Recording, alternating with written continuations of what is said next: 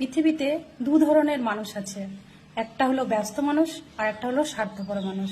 ব্যস্ত মানুষরা তার ইচ্ছে মতো তোমার সাথে কথা বলবে, আর স্বার্থপর মানুষরা দরকার পড়লে তোমার সাথে কথা বলবে, আর স্বার্থ ফুরিয়ে গেলে সেটা তোমরা বুঝতেই পারছো।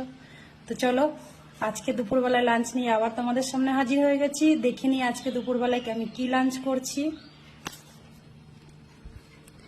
আজকের মেনুতে আছে এখানে ভাত, এখানে শশা কুচি, এখানে উচ্ছে আলু ভাজা, মাছের মাথা দিয়ে মুগ ডাল, এখানে আছে পটল চিংড়ি। এটা হলো আজকে দুপুরের আমার মেনু। তাহলে লাঞ্চটা করে ফেলি তাড়াতাড়ি, তোমরা সবাই লাঞ্চ করে ফেলো।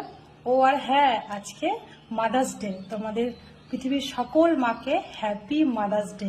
সবাই ভালো থেকো, সুস্থ থেকো। Tata, bye bye.